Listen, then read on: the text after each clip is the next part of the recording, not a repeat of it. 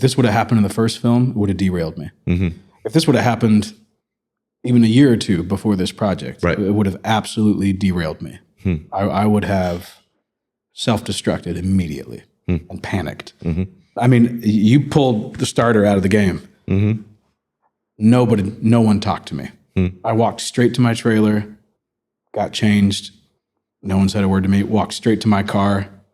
No one said a word to me. Drove to my apartment. Just sat there. That was a big maturity moment for me to not let that derail me. I'm Andy Erwin, and this is The Storytellers.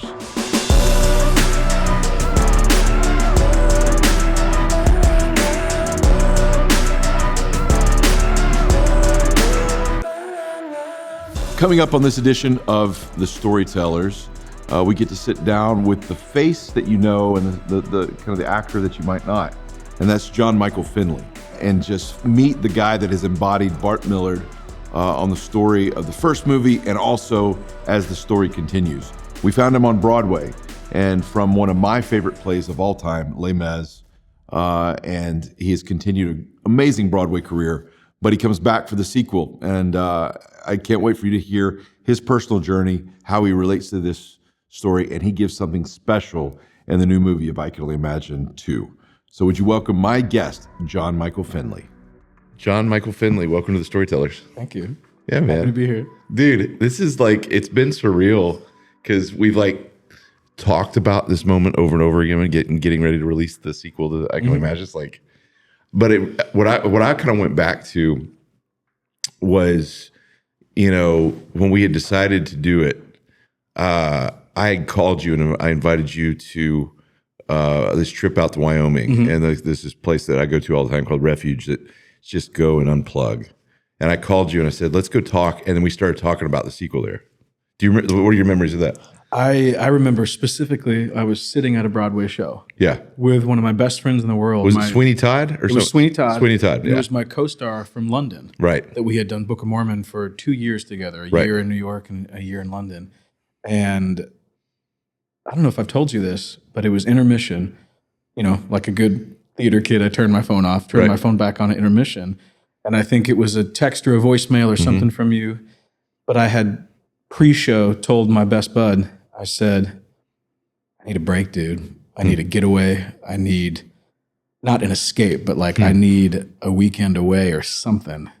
And I turned my phone on and there's a message from Andy. And so it was the exact timing that I needed. That's so cool. Yeah, we had a great time. It was like we go out and it's like, you know, I kidnap you. We take you. We go. It's the middle of nowhere. Like cell phones don't work at this place. It was like an episode of Narcos. You're like, you're gonna fly here. You're gonna take a bus 9 hours. Then you're gonna cross the border into Wyoming. You know, your phone won't work. It was so fun. So we got there and we started talking about like the idea that, hey, I think we're gonna try to do a sequel, and with where you were at, you know, I think there was some nervousness about like, you know, I might be too messy coming into this one. But then I told you, I said, we're going to pour all of that onto this character and it's going to be therapeutic for you and it's going to be awesome for the audience. What were your initial feelings when we started talking about doing the film?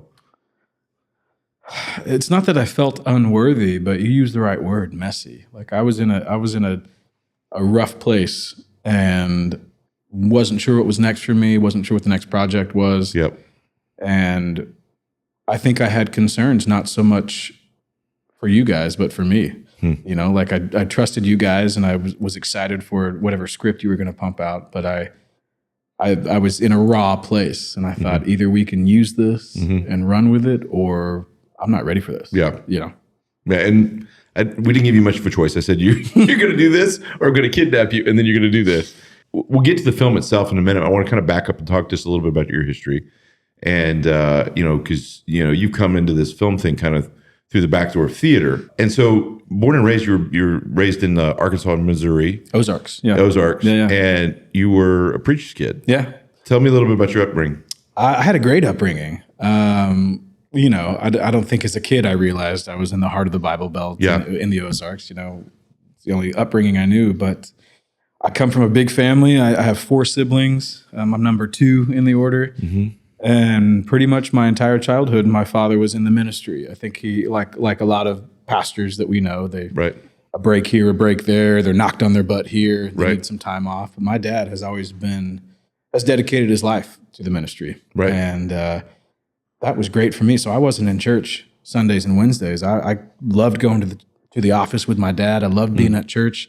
I mowed the yard. I, mopped the basketball court and Right. filled up the baptistry, and so I loved it. I, had an incredible upbringing. My mom was a school teacher, and my parents, we didn't have a ton of money, but we had a huge family and a great community. And Lebanon, Missouri, is what my hometown is. And your dad he's one of the funniest individuals I've ever met.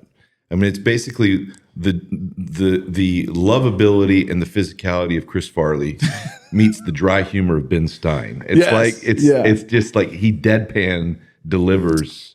Do you get your sense of humor from him? Or is it a mixture of him and your mom? I think so. Yeah. My dad is a goofball and just loves to laugh and doesn't take much seriously, of course, until you have to. Yeah. And then he's a general. He's a great leader. My mom is even drier than my dad. Really? I know you haven't spent a ton of time, hadn't spent time with my mom, but my mom is very sarcastic, and very dry. And even with the singing, my mom could sing, but I think I get the love of music from my dad. My dad's tone deaf, but he'll scream out Frankie Valli, That's Beach awesome. Boys, Bee Gees. My mom had actual ability, so I feel like I got the ability from my mom, but the passion, the love for music from my dad. Yeah. That's awesome. With, I know there was different things that were kind of formative in your early years. Just to talk about the artistic side first, with coming out of the Ozarks and then falling in love with theater, how does that happen?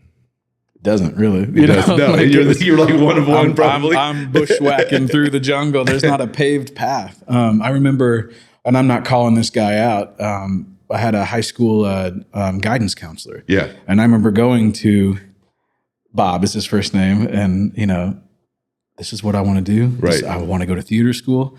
And he goes, "Good luck." And not in what he meant was I don't think I can help. Yeah. I have resources. I could get you into It's like theater, community college. I can get you I in- don't got anything. And so I had an incredible high school theater teacher that also went to church with me. I grew up with this man, a huge mentor of mine, that he got me headshots and put a resume together and drove me to Chicago to audition for schools and stuff. Yeah. But ultimately, the story is I accidentally got put in choir and didn't want to be there.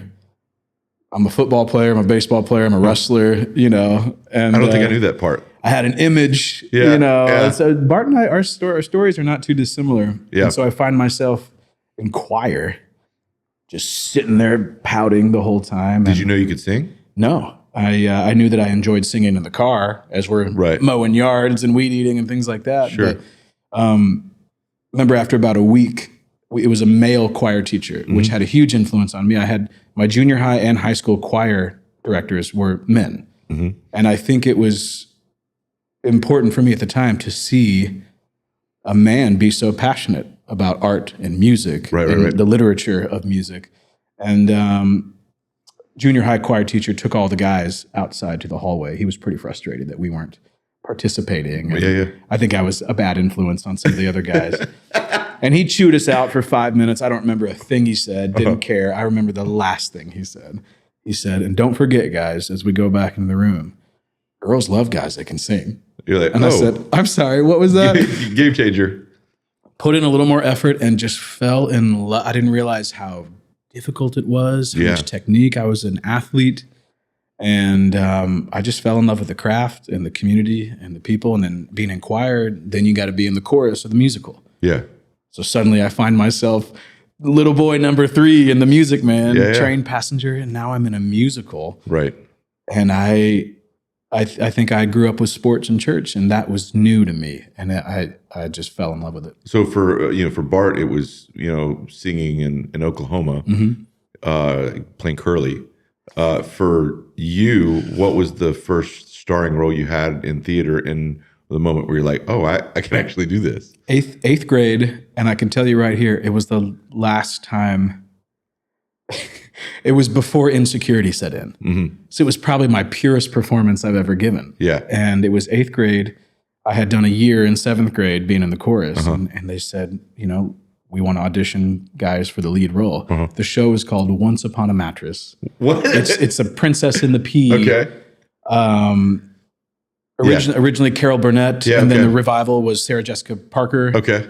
You're going deep cuts. I know about like 3 Broadway plays. So yeah, you're good. And I remember it wasn't like a normal audition. It was like everyone in the choir gather in the auditorium, and one by one, you're all going to step up on stage. And I remember thinking, I don't want to sit here for 2 hours nervous. I'll go first. Yeah. This is before insecurity, before ego, before. And so 8th grade, I got the role of the prince, which is the love interest of the Princess and the Pea. And genuinely, this last time before I think insecurity set in. And then freshman year of high school, I'm still getting good roles, but then I'm really self-conscious about my voice, about my image, about my acting, and didn't really take it seriously till pretty much end of junior year when our drama teacher, my mentor who went to church with us, normally we did silly shows and Seussical and things like that. And he said, we're going to do something hard. We're going to do Death of a Salesman, Arthur Miller. Wow. And I got cast as one of the lead roles in Death of a Salesman. I mean, way, way over our heads, way beyond our limits. And we had to cut all the cuss words out and all the innuendo out. And I accidentally cussed on stage. And I thought we were going to get shut down. That's I thought awesome. we were going to get raided. But that's when I said, I took it seriously. And it was incredible to put in the work and to see the outcome. And that's amazing. It was fun.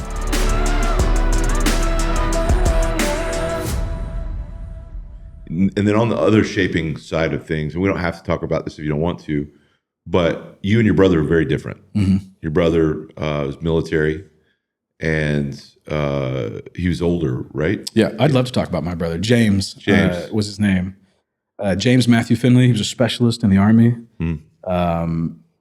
Operation Enduring Freedom. He was in Afghanistan for a couple of years and gave his life for our country, for us. And he was the typical older brother who could physically dominate me. Yeah. And I couldn't get back at him. So I had to learn how to get under his skin, how to get into his head. And I think that was the beginning of me of like understanding the psyche of people and the human experience. And we loved each other. We were brothers. And I'm so thankful that our last conversation was a healing conversation. Because y'all had some friction at points. A lot of friction. We were the two oldest. And I'm very thankful that our last conversation easily could have been really nasty, And I hadn't seen him for a year. I think he was in Germany. Just kind of a middle ground, a safe area before troops would deploy to the Middle East. And he got back after a year of Germany, and we went to Sonic together. And we had our favorite like slushie we would get at Sonic. And probably the first time in my life that he'd been away from me for a year. We're sitting there in the truck, and he wanted to ride to the bowling alley so we can go hang with his friends and smoke cigarettes and do things that I thought was really bad, like younger brother. And we just kind of looked at each other and we didn't say much, but it was a healing. It was, man, I'm sorry for being an annoying little brother and being a Jenny. I'm sorry for being a jerk and and that was pretty much it. How did his death kind of affect you? It's almost been 20 years. Been about 18 plus years now. So obviously the clarity, I get more and more hindsight. It was a huge moment in my family's life. Huge fork in the road for us. We're still healing from it. I still see remnants of the crater that was left. Some positive, mostly negative. Yeah. But we were a good little Christian family. And as naive as it sounds, I think we thought we were untouchable. We're doing the right things and we're saying the right things. Right. And my dad, he wasn't a pillar of the community, but he was an incredible pastor, an incredible member of that community. And my mom was a wonderful school teacher. And we all got into trouble like most kids, but we were all pretty clean-cut preacher kids. And I think we kind of had that idea that nothing bad is going to happen to us. And it took the life out of my parents for years, the light out of their eyes. You know what I mean? I think and we'll get to this story in a minute, but I think it's what made it so powerful and how you portrayed it. Because I think I don't want to project on you, but I think you pulled from a lot of that on this one. Also the thing I love about you as your friend is I know that you have a really complicated relationship with the idea of faith. Yeah. You know, I think a lot of those events really did stick with you. Yeah. And I know that you've been on a journey since then, and you haven't figured it all out. And those are the kind of people that I at Kingdom, and just me personally, I like to work with, because I do think, you know, for me, you know, I really do believe that the truths that we point to in these stories really hold up, but they hold up the questions. And so I like to work with people that are still asking those questions. And so that's part of what has made it such a powerful relationship in both of these films, that you were our Bart, is the fact that you haven't come to terms with some of that. I mean, I wish I could sit here and say, I've got it figured out and I'm in a beautiful place and I've got all the answers, but that it would be a lie. Yeah. And I'm curious and I'm seeking, and you know, when you go through a lot, you ask questions. It's, right. You know, it's not that ignorance is bliss or anything like that, but I think when your world is shaken, you want to make sure that doesn't happen again. And that has been a fault. I never want to go through that again. So what can I do in my life to prevent trauma from ever happening again? Yep. Another misstep. You know? And I think a lot of that is where Bart is in this story. Yeah. And we'll get to that in a minute. But the way we found you, the needle in the haystack, if we want to go with the Princess and the Pea illustration on that one. Sure. Yeah, somehow we found the little small thing. You know, you had gone to Broadway via Chicago. Yeah. And you were getting your feet under you at Broadway, and then so made the rounds. You were in the revival of Les Mis, and they'd gone younger with the cast, and so you were the town crier. Was that your thing? And then you were the understudy for Valjean. Exactly. So Jean Valjean is such a demanding role that the understudy gets a lot of work in that one. Yeah. So I loved hearing some of the stories early on Broadway. Like, you guys had a lot of fun, it seemed like. Similar to Bart, it's probably where I feel the most free. Yeah. And if you and I were doing a show together, let's say you and I were starring in Les Mis, you're my Javert, you're new to the show, I'll say, Andy, you get one show. One show where I won't touch you, I won't tease you, I won't poke you, I won't. One clean show. And then after that, trying to get at each other's head. You have no idea. You told me the one story, like, you guys would have some sort of object that would work its way around to every cast member on stage in some way by the end of the show. Oh, yeah. Like some sort of prop or something like that. There's many stories I can't tell. Yeah. And then there's stories like that. We'd play catch with an invisible ball, but you have to make eye contact, and you have to. We know when our mics are on, when our mics are off. You know, when you. And the audience would never tell. Obviously, the idea is that's when you would cross a line. If the audience can tell, you've crossed a line. Yeah. But that type of art, there's you can get away with a lot of things. And the other fun thing was just you guys having Hamilton next door at its peak with the original cast, and it's next door, and with Lin-Manuel Miranda being such a theater nerd, and Les Mis is like his favorite play, right? He had our show wired to his dressing room. That's amazing. So we're in the same building, different front doors, but they would sneak through our stage door to avoid the crowds. Yeah. So like, I can't sit here and say I'm best friends with those guys, but Lynn and Oak and Leslie and the girls, like they would come through our door to avoid. I'd be signing playbills after our show, and I'd be signing Hamilton playbills because their line would be backed up so far, and they're thinking, until I get to Lynn, I might as well get Jean Valjean's autograph. That's amazing. And it was such a cool family atmosphere, and Lynn is one of the most generous. Lynn is the perfect theater kid to become a superstar. Yeah. Like he should be the president. Like he represents our plight so well and loves it so deeply. That's amazing. Yeah. That's amazing. Didn't he sometimes try to sneak over and do the town crier thing? So he really wanted to be in the show. Yeah. And I would do the same thing. If I were Lin-Manuel Miranda and I was at the height of the highest height, I'd be like, I want to be Phantom in Phantom of the Opera. Yeah, you know? right. And it doesn't really work that way.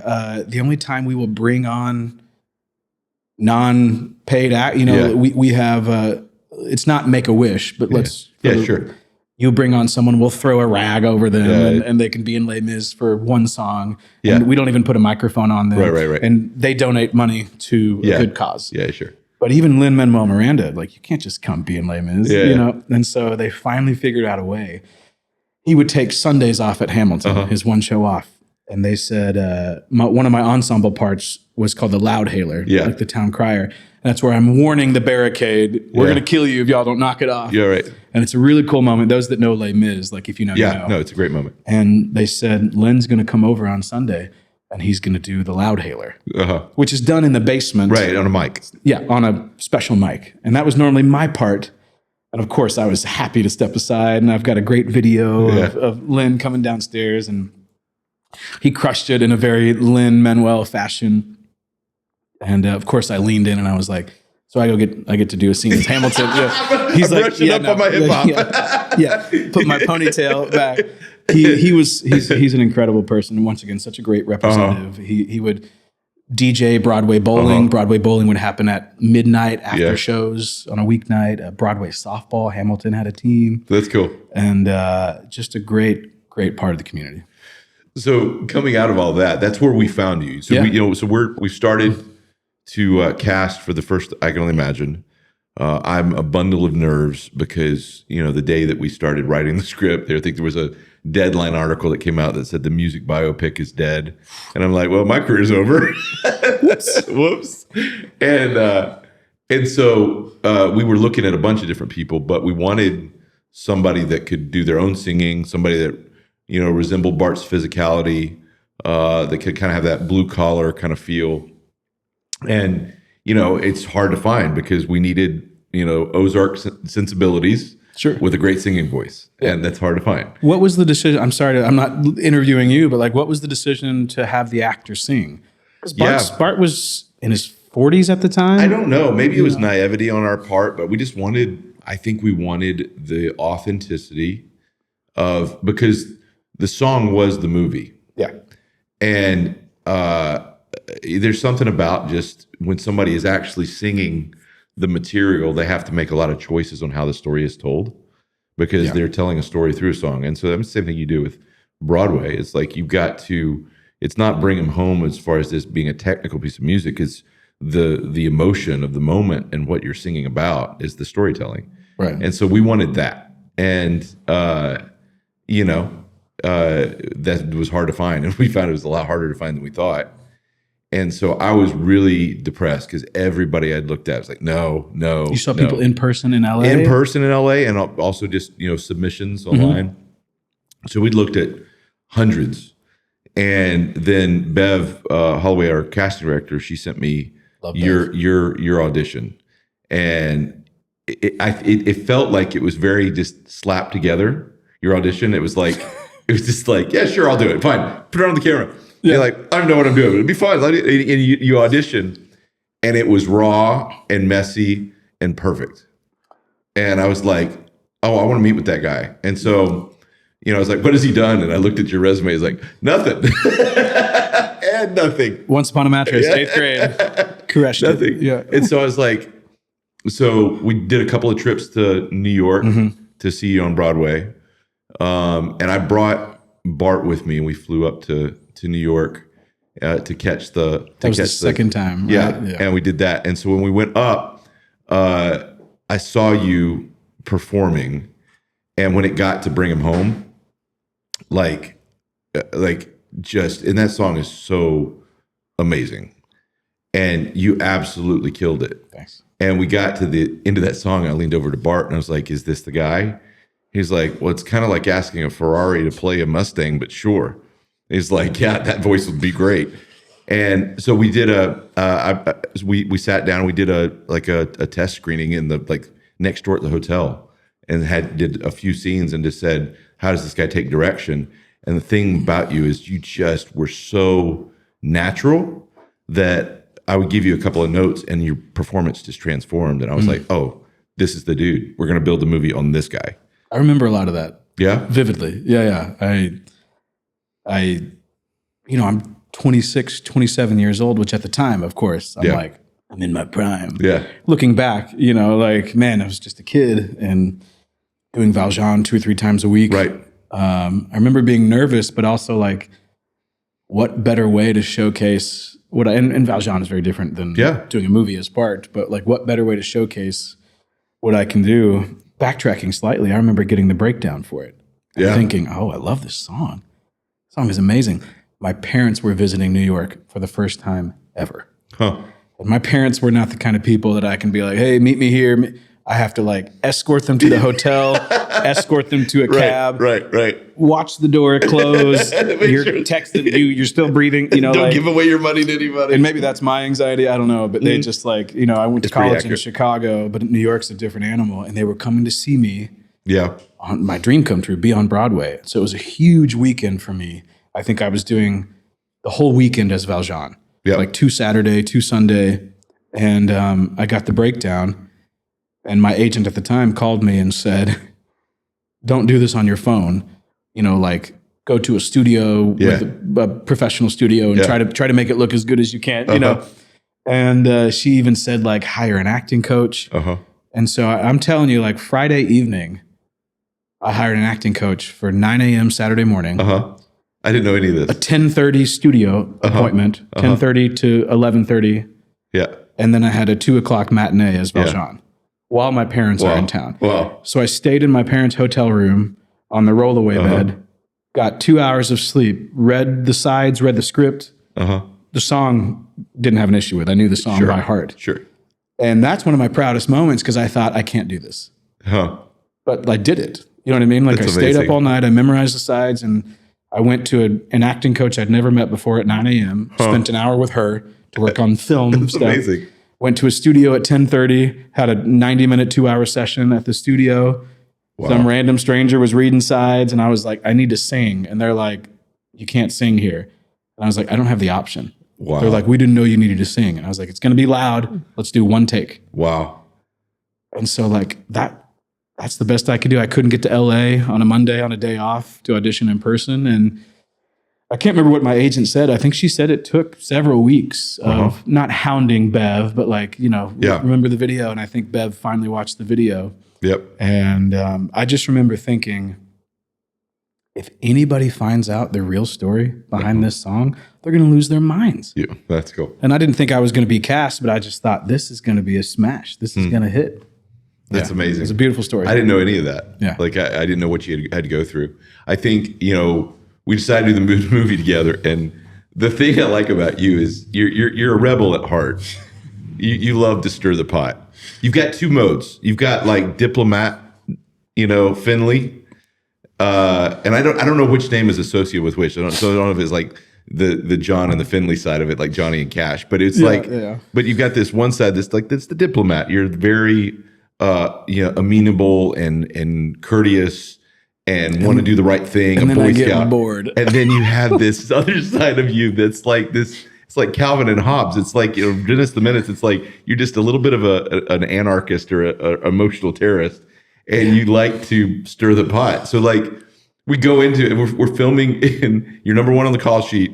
You've never been in a movie before, and we're filming in Oklahoma City, and it's like January or December. And I'm like, and then you're sending videos, the guy sending videos that you're running out of the hotel and jumping into the river in the Riverwalk in Oklahoma City. And then it's like freezing. You had to bust through the ice. It's called a cold plunge. Yes. It's good for your health, Andy. Okay. My siblings call me a button pusher. I don't know where that comes from. We just made fast friends with Jason and Randy and the guys in the band and Mark. And I fell in love with those guys. And, it's dorm room etiquette. We're all shoved in a hotel together, and there were some shenanigans, some clean shenanigans. And the other thing was like we filmed half the movie before Christmas, and we took a 2-week Christmas break or a Thanksgiving break or something. Took a break. It was like a long holiday break, and then we came back and finished the film.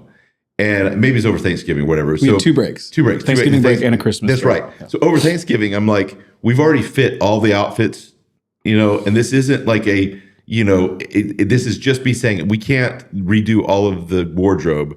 So don't overeat at Thanksgiving and come back having gained 20 pounds. And it wasn't a fat shaming moment. No. You're like, you can't lose weight either. Yeah, it's like you don't change. You've got to maintain. We've already shot some stuff. It's got to match. And I love deviled eggs, so that was tough. And I'm like, and you're like, is this a problem? And you send a Photoshop picture of yourself where you've blown up like a whale. And so every Thanksgiving since, you send me that picture. That's right. Which is just you're an emotional terrorist.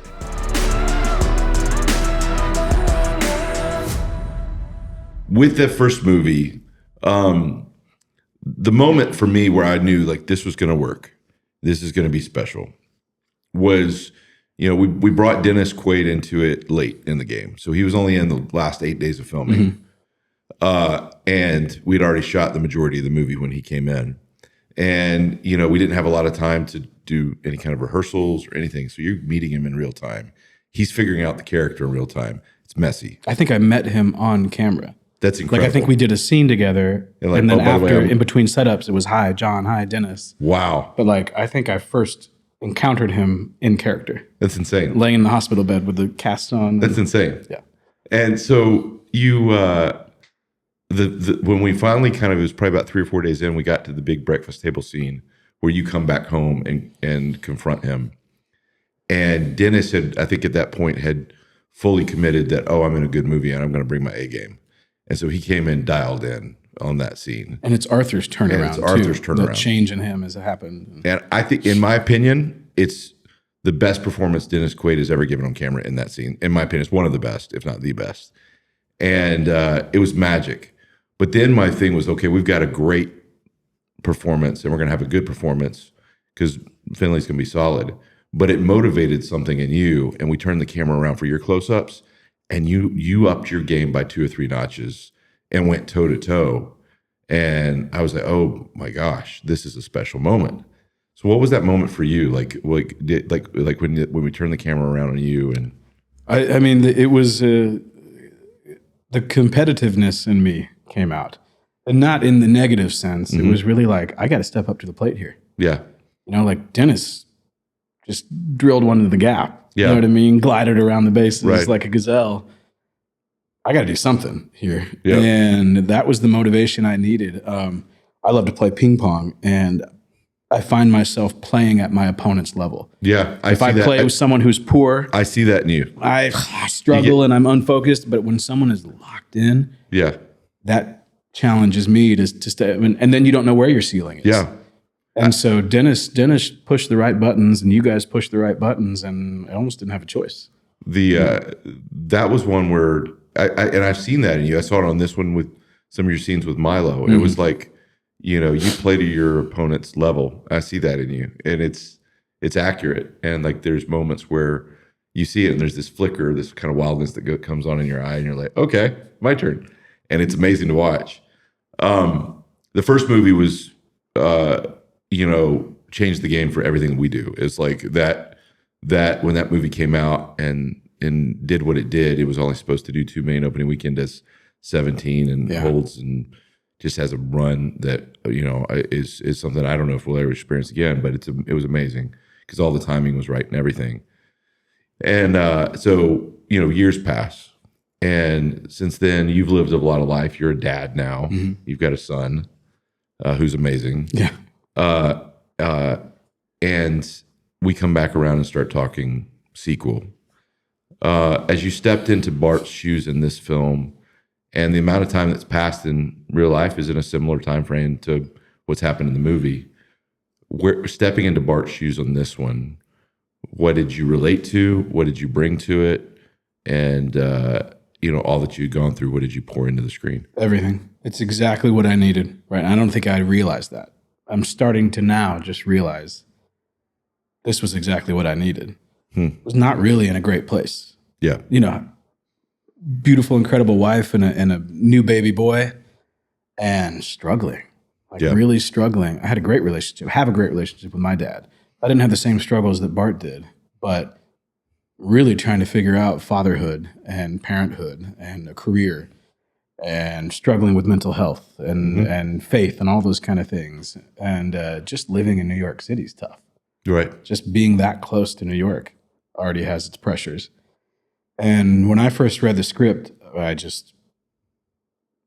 I knew when you just know immediately what the path forward is. And the only path forward is to strip down, be as vulnerable as possible, and just live it. It's exactly what I'm living right now. And it was clear. I mean, the writing is done so well. The project sets you up, and when that communication is clear, the path is clear. Yeah, it was pretty amazing, just because, I think early on you were afraid that it was going to be too messy, and I just saw like, this is going to be a gift for the movie, but it's going to be a gift for you. Yeah. And I'm not nearly as scared of your messiness as you are. And which remains true. We're all on a journey. Like, I'm a messy person, and I believe in the messages of these stories because I desperately need to be the person first in line for redemption. I'm the one that needs healing. I'm the one that needs help with mental health. I need all those things. And so because of that, I'm not scared to work with messy people. But with this one, you really were pretty courageous on accessing that. And one of the moments I was most proud of you on this one was there was a moment where we were filming the scene on the bus when you're writing the song. Yeah. And what a great day. And we had a packed schedule, and sometimes something I'll do is I want to get something special is I'll wear Brent and I will wear a actor out and get him to a place where they're tired. But I had gotten you to a place beyond tired that day, and you were empty. I mean, it was my fault. It was the end of a day. It was a full day. We did 13 scenes that day. It was a good strategy, but we didn't know until that moment. It was a lot. Like, maybe that wasn't the right choice. And we got into it, and you just were having a hard time tapping into it. And we fought through it and tried everything. And then eventually I was like, everything. And eventually I was like, we're going to call the day, which hit you like a ton of bricks. The moment for me was, John, what do you need? I said, I need you guys to be honest with me. And you said, we're not getting it, and we need to call it a day. I might get emotional right now. Like, that was hard because we had so many good days. And of course, I know what that means. I know how big this project is. Right. I know the budget.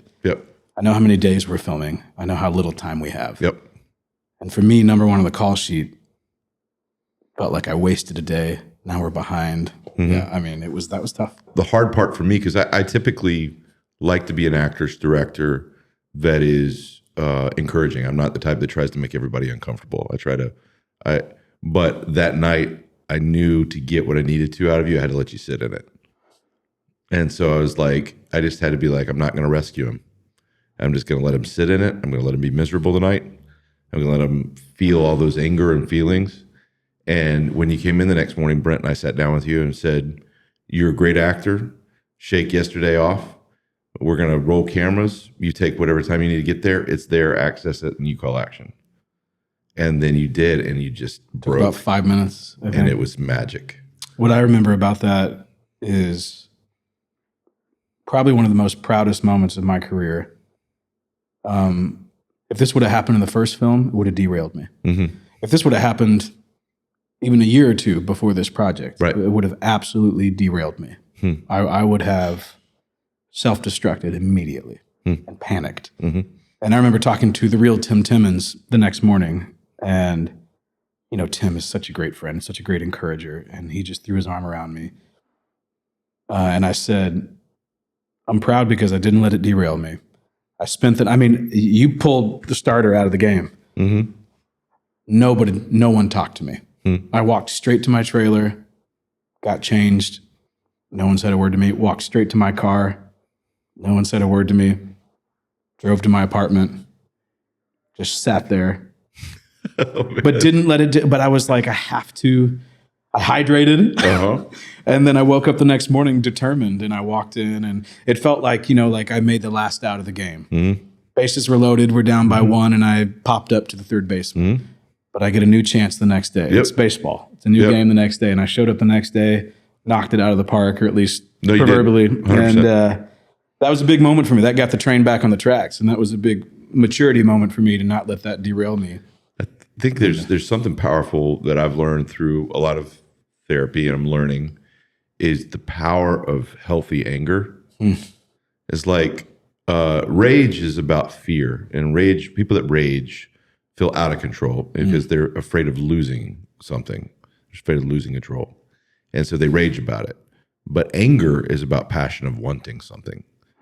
And when you tap into healthy anger and it's that healthy anger that overcomes fear and allows you to, kind of face things that you're afraid of and be like, no, I'm not going to sit down and I'm not going to quit. It's determined. There's grit.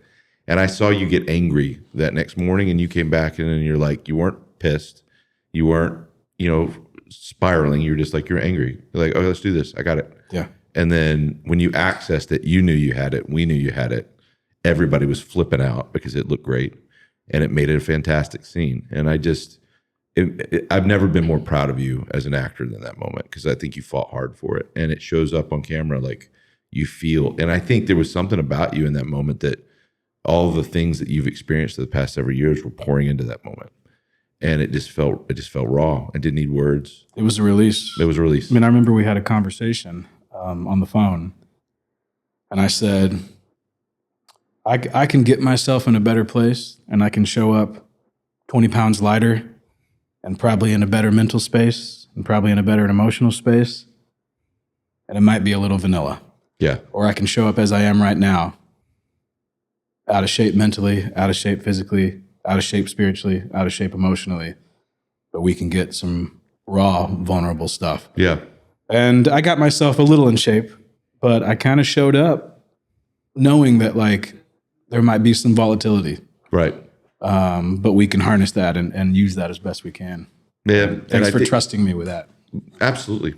And I because you're the right guy for the role, and you're somebody that I deeply care about. I think also that's where the audience feels. I mean, there's something about leading with your weakness. And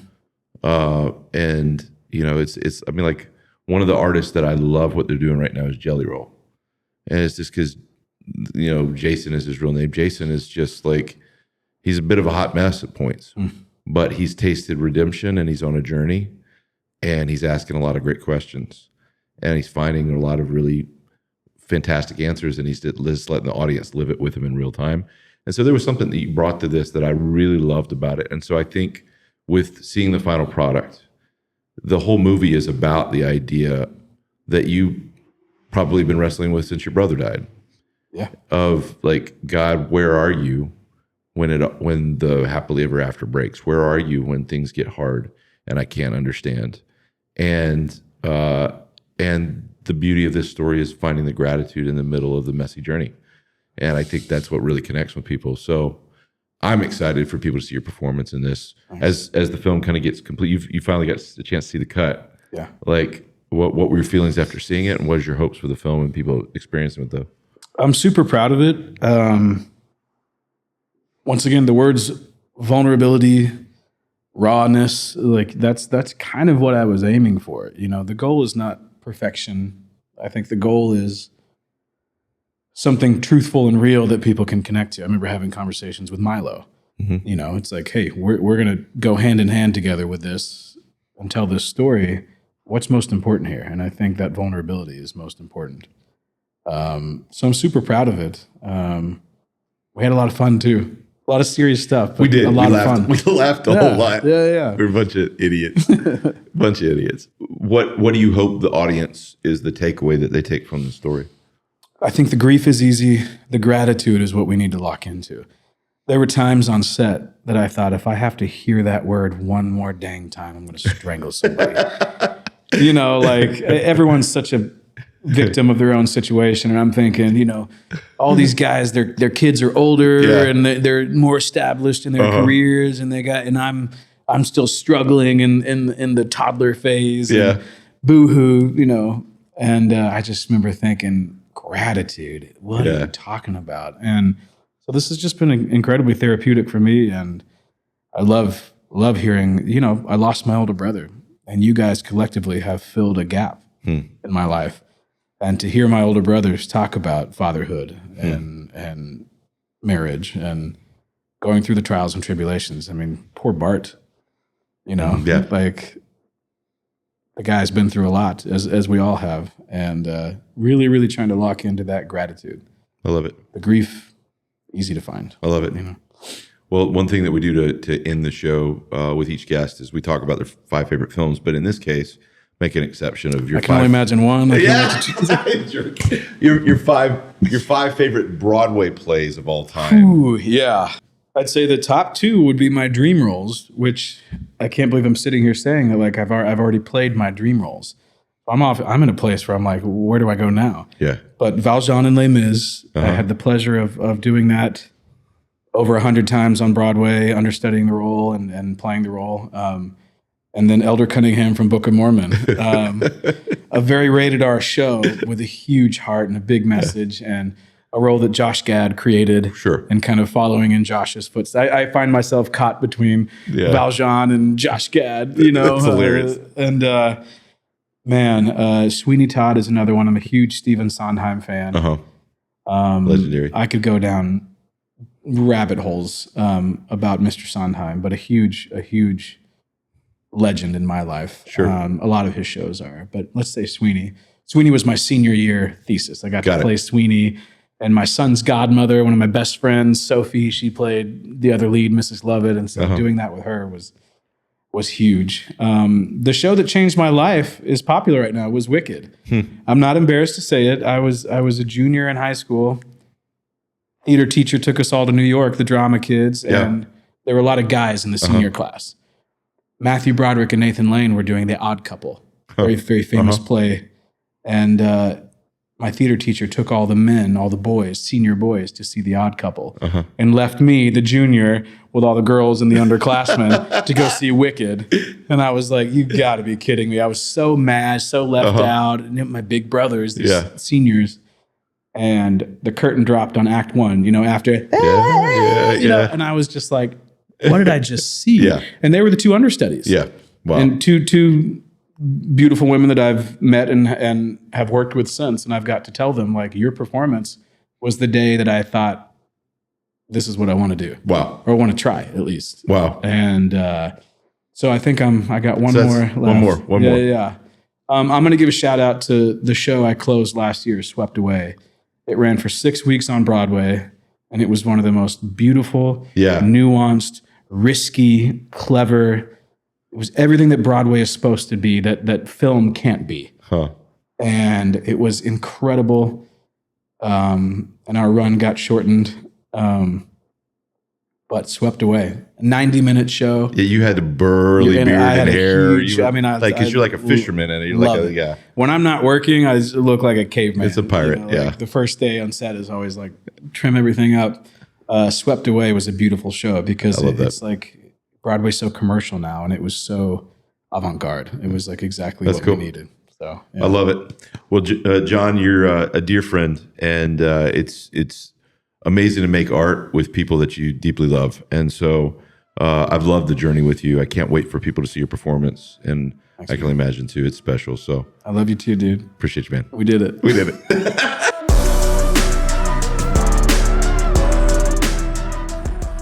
So that's it. That's our show. Thanks for joining us, hearing a little bit of John Michael Finley's story and just reliving, so many amazing experiences that I can only imagine. And now that it transfers into the new film, that'll be out in theaters really soon. So I love the idea with John's story about, sometimes these stories, they hit close to home, and the complicated journey that we're on as individuals, as artists, and how I think in stories of faith, it just sometimes kind of pulls us back into our roots.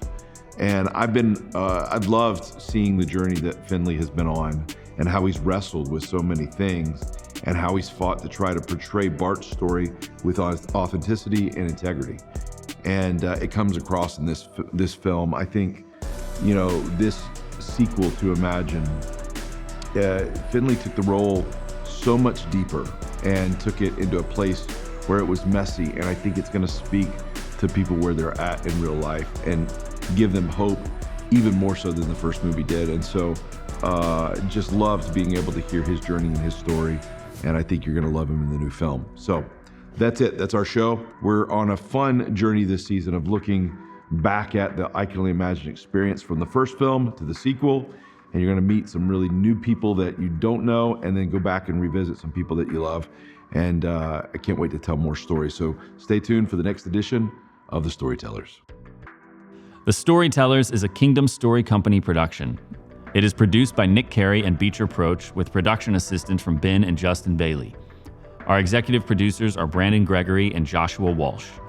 Social media for the show is run by the Troops and Allies team.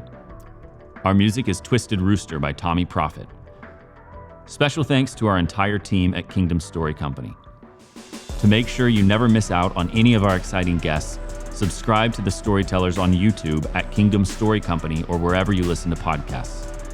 For exclusive first looks at our upcoming films, behind-the-scenes content, and invitations to advanced screenings, join the conversation as a Kingdom Insider at kingdomstorycompany.com.